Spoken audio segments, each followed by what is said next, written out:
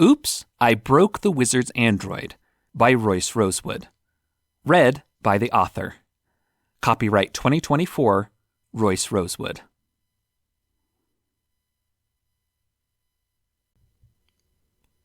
Chapter 1.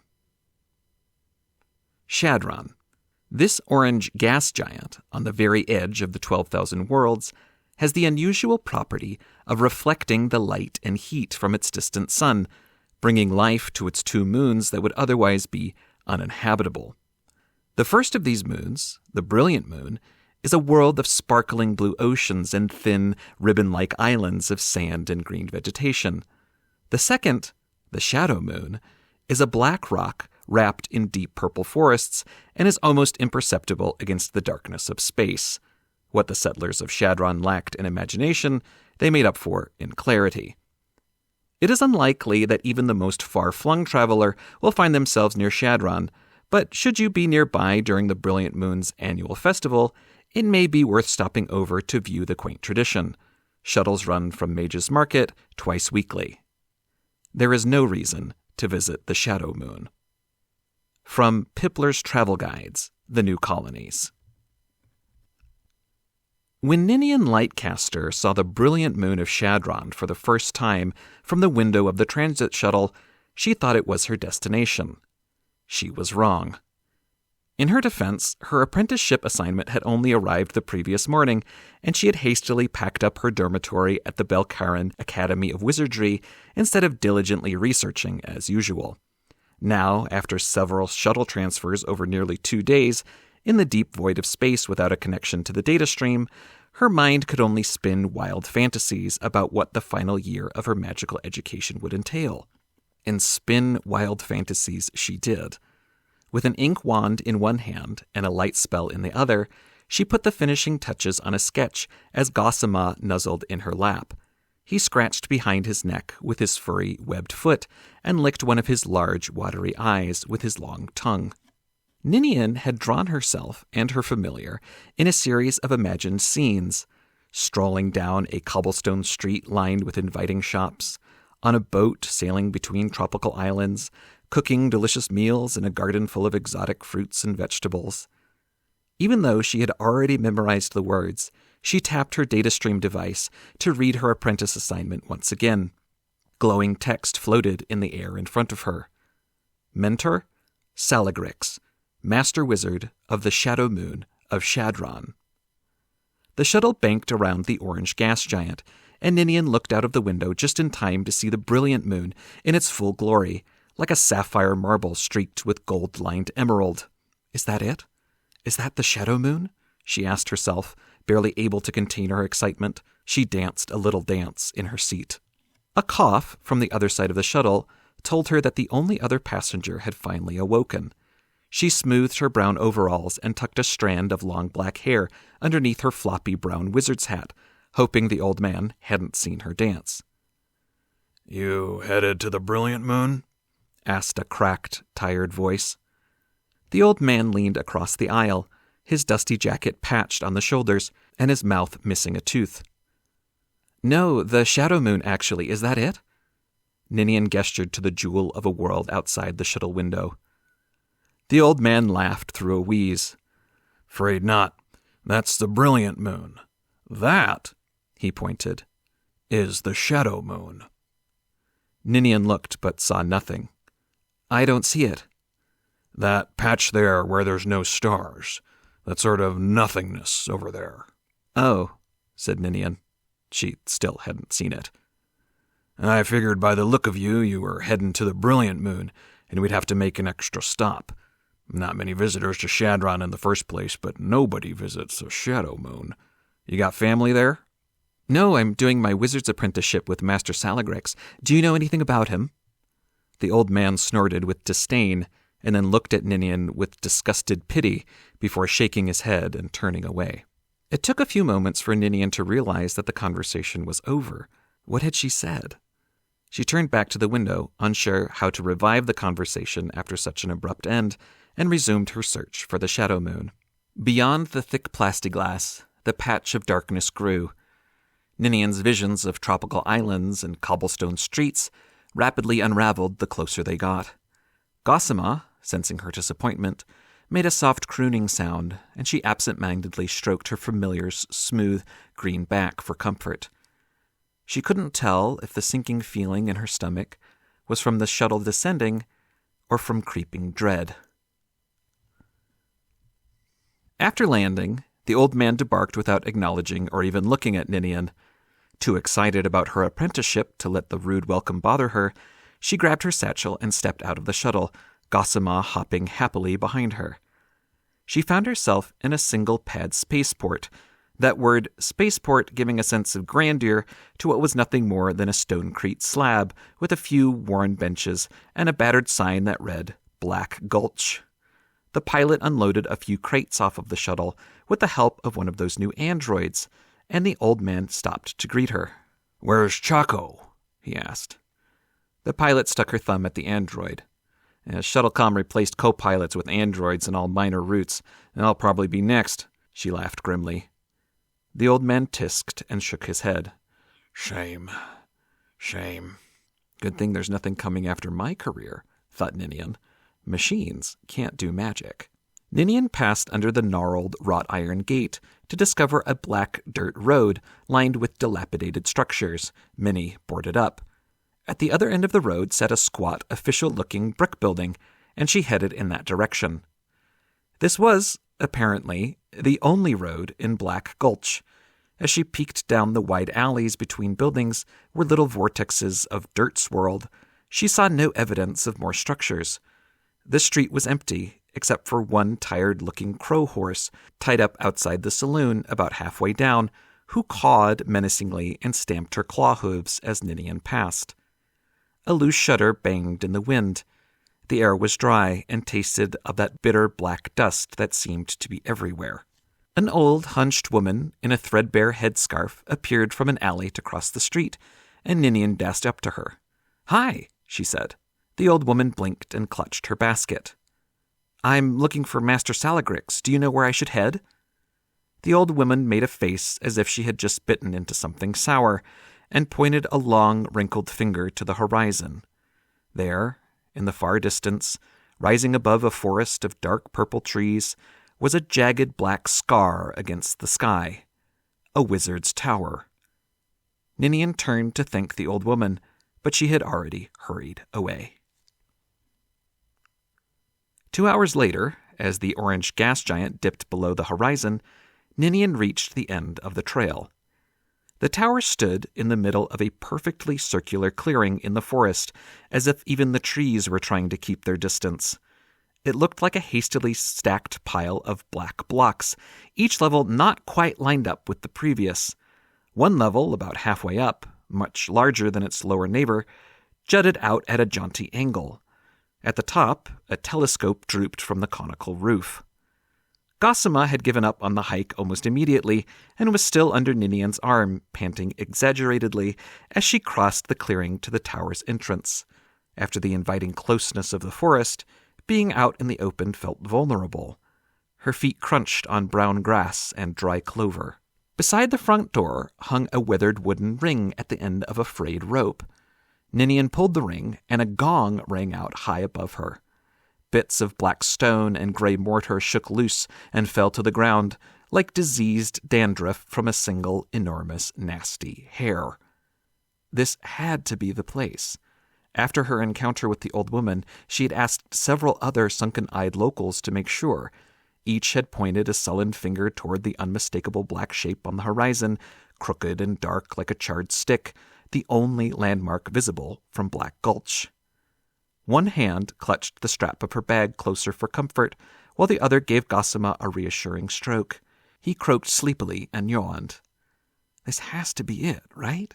Ninian asked, not sure whether she was trying to convince her familiar or herself. "It's not like there are any other wizards' towers around here. If this isn't Salagrix's tower, someone owes me a very detailed explanation." She pulled the bell rope a second time, and the banging of the distant gong once again threatened the stability of the tower. More bits of crumbling stone fell in a growing ring. Just when she was about to circle the tower and look for another entrance, a series of latches and bolts jangled from inside. The thick wooden door slowly creaked open. A face peered out from the darkness, so wrinkled and saggy it looked like it had been run through the wash. From underneath thin, drooping, white eyebrows, two small black eyes blinked out at Ninian. The barest hint of a mouth peeked out from the tangled white beard, like a shy mouse. Is it you?" came a voice, dry and feeble as a weak desert breeze. Ninian thought that was a disconcerting way to greet someone, but so far everything about this moon had been disconcerting. "Yes, it's me, Ninian Lightcaster. Are you Master Salagrex? I'm your new apprentice." The eyes narrowed and blinked. Complex calculations appeared to be taking place on the other side of his age-spotted brow. Oh. Were those noises of recognition or suspicion? The hunched figure closed his eyes and shook his head. No, it can't be. I already have an apprentice. Redondo, he called back into the darkness. Redondo, get down here. Ninian's heart sank. Of course, just her luck. She would shuttle all the way to the edge of known space to be sent home on a clerical error. But if it was true, if this wizard already had an apprentice, then she might get to spend her actual apprenticeship somewhere else, anywhere else than the shadow moon of Shadron. "Where is that boy?" the wizard growled. Whatever haze of confusion had hung about the old wizard's head seemed to clear. His words sharpened, and his eyes focused. He snorted. "Probably off trying to seduce the dryad again. She better teach him a lesson. Ha! That would be quite the itch, wouldn't it? Serves him right. You best come in while we wait for that sluggard, and then we can get this all sorted out." "But you are Salagrex?" Ninian asked. "I am he." The door opened fully, and Ninian beheld the master wizard for the first time. The rest of his body had fared no better than his face. Long sheaves of skin hung down from his forearms, which, because of his considerable hunch, reached down to his knees, which were hanging down near his ankles. He looked as though he were being held together by string, and, like the surrounding tower, could collapse at any minute. His gray cloak and wizard hat, stained and singed in several places like well-used potholders, smelled of sulfur and ozone. Little motes of dust orbited him like tiny moons, and there was an unusual dampness about him, as if he had just stepped out of the bath. He motioned for Ninian to enter, and tottered up the stairs. She followed him. There was a spoon stuck to his back. "It's unfortunate that you had to come all this way," muttered Salagrex as they ascended. "The Shadow Moon is not exactly a tropical tourist hub, as you may have deduced on your way in. I'll give you a cup of tea in exchange for the latest gossip from Belcarin. Then your trip won't go to waste. Ha!" He laughed darkly at a joke that Ninian must have missed. The stairway was dark, with torches lit by Fandulf's fire charm, but the spells had not been recharged in quite some time, and their light was dull and weak. The acrid scent of the magic flames mixed with the dank must. In her opinion, a lantern light spell was the preferable option for a closed interior, but not everyone had the insight she had as the daughter of the head of a lamplighters guild. Gossamer whimpered and looked up at Ninian with worried eyes, and she gave him a pat on the head. Ninian followed Salagrex into the room on the first landing. A bored glowworm gave off greenish light from a cage on the ceiling, barely illuminating the room. Two sagging couches flanked a low wooden table, crisscrossed with scars and burn marks. A suit of armor, slouched against its sword like a walking stick, observed the proceedings from the curved wall. Next to it, barely visible amid the black stones in the shadows, was an empty, stone-lined niche. "Tea!" Salagrex shouted into the niche so loudly that Ninian jumped. She squeezed Gossamer and he croak-barked. Salagrex looked at the frog dog as if noticing him for the first time, and then faced Ninian. "I apologize for shouting, but our kitchen demon is a little hard of hearing." He sat on one couch, which, since his rear was already so low to the floor, took almost no effort at all. This was good because, based on his gasps for air, the climb up the stairs had apparently wiped him out, and any additional effort was certain to kill him. "So," Salagrex clasped his hands together and wet his lips with a tongue that was surprisingly thin. "Tell me what old Paduran is up to." Still holding Gossamer, and her satchel still over her shoulder, Ninian backed down into the opposite couch. I'm sorry, I don't know anyone by that name. Are they a professor? Before your time, then, Salagrix sighed, but it was more like a wheeze. How long has it been? Must have retired. Pity. What I wouldn't do to give him another round of the old Salagrix smack. He swiped the air at an imaginary opponent. With a sound like a cracking whip and a flourish of crimson smoke, a full tea tray appeared in the niche. Ninian jumped again, and Gossamer yelped. Salagrix groaned. I'm sorry, this old man has just sat down. Would you mind fetching the tea for us? Ninian glanced at the tea tray in the niche and then back at Salagrix. He was so low on the couch that it seemed it would be a struggle for him to even lift his arms, let alone walk across the room. Leaving her familiar and bag, she fetched the heavy wooden tray, loaded with a full white porcelain tea set and little gray cakes. She poured orange-tinted tea for the two of them, and the swirling steam carried the scent of a sharp spice she could not identify. Thank you, said Salagrix as he took his saucer and she returned to her seat. How about Ginnerette? Oh, now there was a firecracker. If I hadn't married Eldrathia, I might have, But his train of thought had departed for a farther star. In the silence, Ninian sipped her tea, which was a comfort in the cold, damp room. The unfamiliar spice was warm and tangy and made her think of red flowers. The cake, however, was grainy and bitter, a subtle reminder that she was still, for a brief duration, in one of the odder circles of hell. She gave the cakes to Gossamer, who tested them gingerly with his long, sticky tongue and made a disgusted face. Salagrix noticed this and chuckled. I see you have the same palate as me. He reached out to scratch Gossamer on the neck. The cooking around here has taken quite the nosedive in recent years. Redondo needs to give the demon a talking to. Where is that layabout? Salagrix turned to the stairwell, but realized he was still scratching the frog dog's neck. Ah, and what's this one's name, then? Gossamer, Ninian smiled, glad that the conversation had turned to a topic to which she could contribute. Gossie for short. He's half frog dog and half something else, I'm not sure what. I found him in the swamp near my hometown, and he's been my familiar ever since. Shame you won't be staying, Salagrix said to Gossamer. The tower could use a little cheer. This last word landed in the room with a dull thud. Salagrix's hand dropped, and his eyes drifted to the wall. In the silence, Ninian tapped her thighs with her fingertips and adjusted her wizard's hat. The suit of armor was directly in her line of vision. She was no expert on armaments, but the design was strange, with lots of swoops and spikes. She couldn't shake the feeling that something was watching them from behind the visor. When it became clear that Salagrix might never return from his distraction, and that Redondo was nowhere within earshot, Ninian said, I'm going to call the academy. Call? Salagrix cleared his throat, a sound which Ninian desperately hoped she would never have to hear again. Yes, of course. Oh, but I think I'm out of hawk powder. I meant call in the data stream. Ninian pulled the flat black glass device out of her satchel and gave it a couple of swipes. Assuming we can get a connection out here.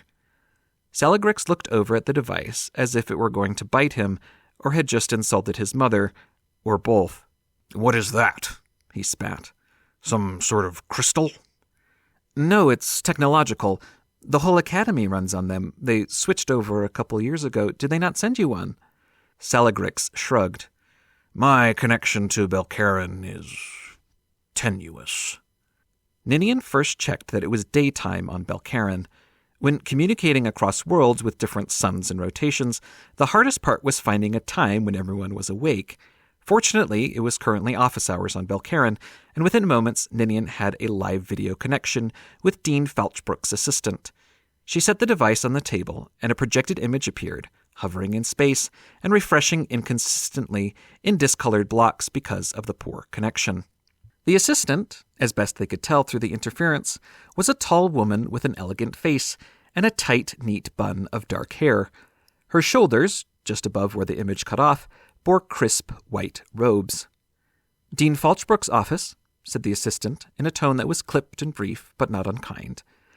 Yes, hi, Ninian started in. I think there's been a mistake with my apprenticeship assignment, and I just want to check so I can get reassigned to the right place. The assistant tapped and swiped on something out of sight. I see that your device is registered to Ninian Lightcaster. Is that you? The assistant asked. Yes, said Ninian. While the assistant examined her files, Salagrix shuffled, grunting, to peer over Ninian's shoulder. Fascinating, he said, and Ninian could smell the damp reek of his mouth. How does it work? Is it runes or a glyph of some kind? No, it's technology, like I said. Ninian shifted away from the wizard's breath. Siliconium, I think. All right, said the assistant. I have here that you are assigned to Master Salagrix. Yes, said Ninian. Can she hear me? Salagrix asked. Ninian nodded reluctantly. Salagrix the Sanguine, the wizard announced. His eager eyes flashed in the bright glow of the projection. Master Wizard of the Shadow Moon of Shadron, 26th Chamber of the Arcana, Initiate of Ulmarth, the Unforgot... Yes, I have your file, the assistant muttered, somewhat irritated. What seems to be the problem? He says he already has an apprentice, said Ninian, so if that's the case, if I could just get a reassignment... I'm not seeing any other apprentices assigned to Master Salagrix at the moment, said the assistant. Rodondo, shouted Salagrix. I wish to submit a request for discipline for Rodondo. Nothing too harsh, mind you, just enough to get him back on track, a bit of nails, that sort of thing. Corporal discipline is no longer allowed under the Academy's Code of Conduct. The assistant pursed her lips and made a bemused sound. Although I see a record here of your previous apprentice, Rodondo Vecchi, but it's from, 20 years ago or so. Salagrix made a stifled gurgling noise at the back of his throat. 20 years? Ninian was confused. Salagrix had shouted for Rodondo as if he expected him to show up at any moment, but Rodondo hadn't been his apprentice for over 2 decades. Could the old man be that senile? So it appears that everything is in order. The assistant sounded pleased, as if disorder was the worst threat imaginable. Miss Lightcaster's assignment is correct. The pit in Ninian's stomach doubled in weight and dropped through the floor. She was in the right place. She would spend the final year of her magical education here, in this crumbling tower, with this crumbling man. The projection on her device snapped off, and the room returned to darkness, lit only by the weak greenish light of the glowworm. Salagrix was still staring at the space where the projection had been, lost in thought, as was his habit, apparently. Ninian stewed in her disappointment. She had been hoping for a more prestigious, capable, engaging mentor, one who would take her under their wing and launch her into her new career. Salagrix turned slowly to face Ninian. You are my new apprentice? He sounded the words as if trying to express a new, complex thought. Ninian gulped. Yep, looks like it. An expression flashed across the wizard's wrinkled face, too quickly for Ninian to decipher. Was it confusion? Fear? An awkward silence hung in the room. Gossamer yawned. Yes, said Salagrix, drawing out the word. This is good. It will take time to get you up to speed, of course. Too late to get started tonight, though. He rubbed his hands together and then pointed to the niche in the wall. In the meantime, you are welcome to order whatever you like from the kitchen demon, but please return the dishes to the niche before you go to bed. I've already had my dinner and I'm going to retire. The apprentice's room is on the 2nd level, just above this one. Make yourself comfortable. With a sound that might have been a groan or the scraping of bone on bone, Salagrix dragged his body up the staircase and out of sight. Ninian's stomach churned. Her body felt heavy underneath the light of the sick-looking glowworm. This was it. They had assigned her to this ancient, befuddled relic of a wizard, and he to her. It had seemed so surreal when the assistant had announced it, and now here she was, in this dark, windowless tower that might collapse at any moment, alone. She shivered against the clammy chill. Ninian shared a look with Gossamer, who gave a plaintive croak and blinked his watery, wide-set eyes. She was feeling many things, but despite Salagrix's departing word, not a one of them was comfortable.